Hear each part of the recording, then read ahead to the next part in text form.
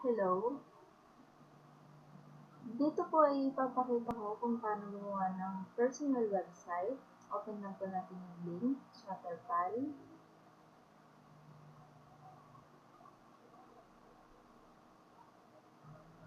Next po is, click po natin yung Your Software. And then, dito po, Access My Account. Pag open po ng site, click naman po natin yung mobile and desktop sites.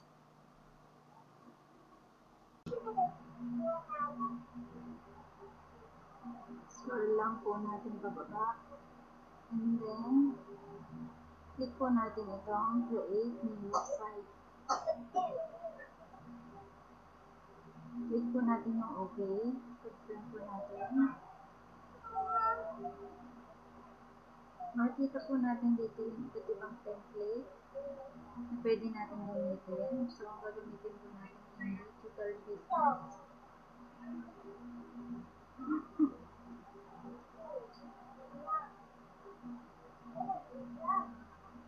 Pagdating po natin dito sa page nito, scroll down po natin. And then, click po natin yung choose this template and create site. Yan, confirm po ulit natin. Dito naman po ay tatype natin yung full name natin. Then dash personal website.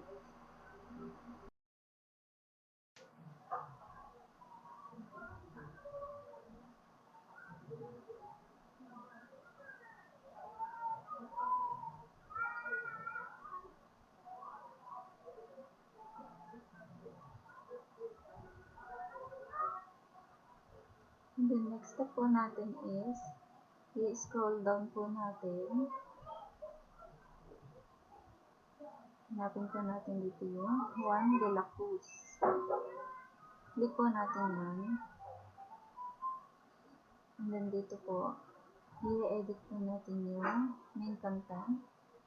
So, dito po sa main title, papalitan po natin siya ng ating full name.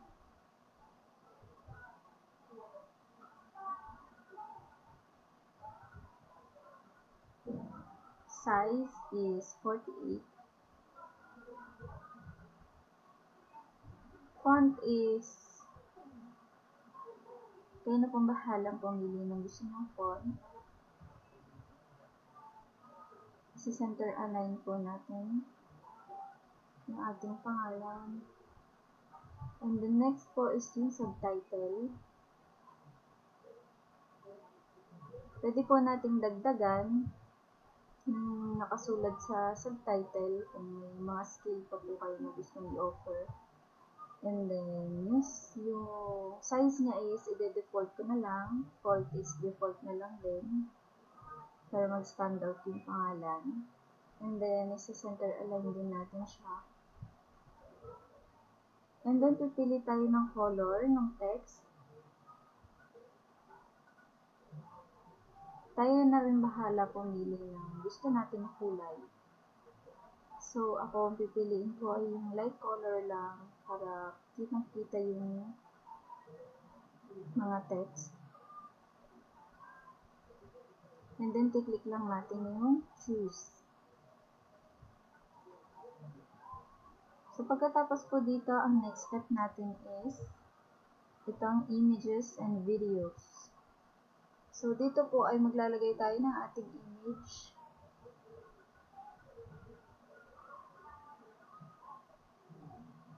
Kung may formal po na picture, mas maganda. So, ito lang po yung meron ako.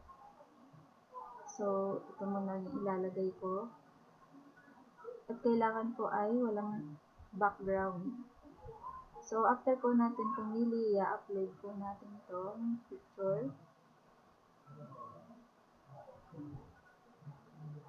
Kapag tapos na po ay dito naman po tayo sa image and video align. So, i-make sure lang po natin na naka 50% column to the left.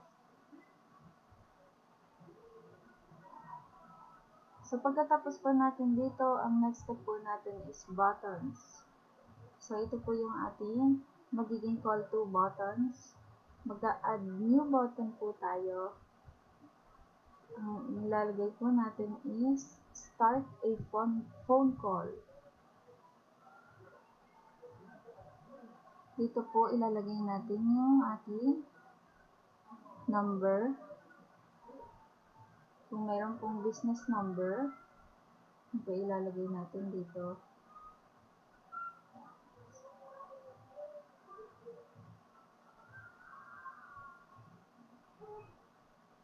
And then, dito po ay itatype natin ang call me.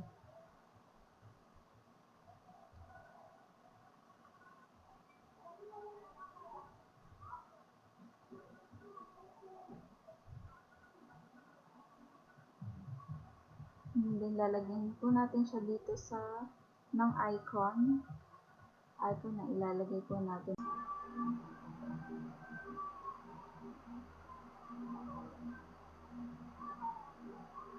And then, next po natin is mag-add po ulit tayo ng new button. Then, nag-apply para sa email. Click lang po natin send email. Then, type po natin yung kung po tayong business email. Mas maganda po. Type natin.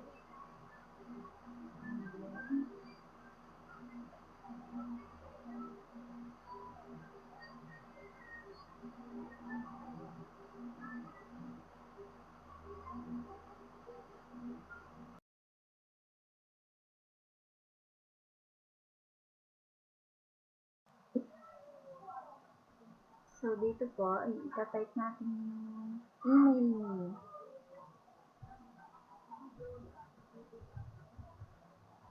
At lalagyan po natin siya ng icon na envelope.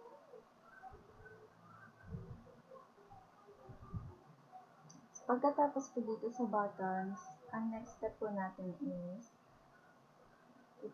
i-click po natin itong additional style for this widget. So, lalabas po dito yung manage background. So, dito po pipili po tayo ng picture. I-click po natin dito sa global media library. Pipili po tayo ng desired natin na background. So,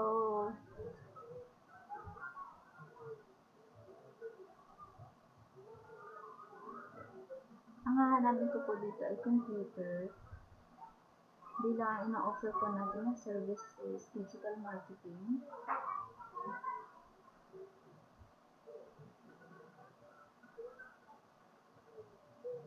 So, dito po pipili ko lang ng desired mo na image.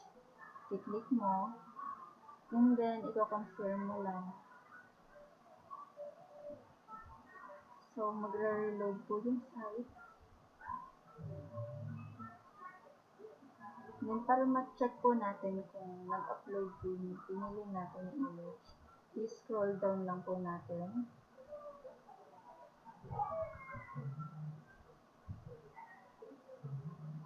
And then, i-click po ulit natin sa additional style for this widget.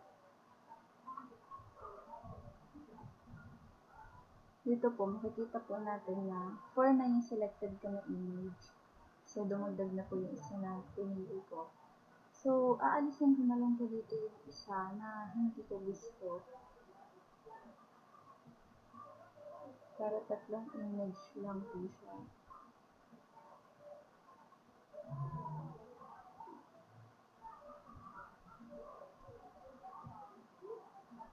And then, pagkatapos po na, isi-save na po natin. Save and update.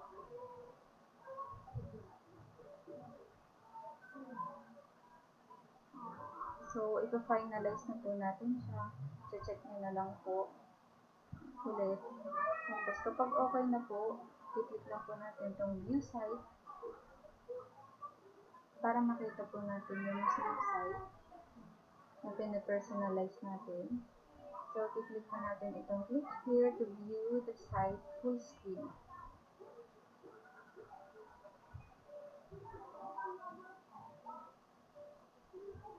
And then, ito na po, yung pinersonalize natin.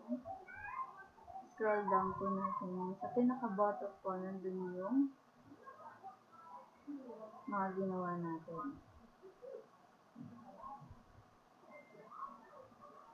Thank you for watching.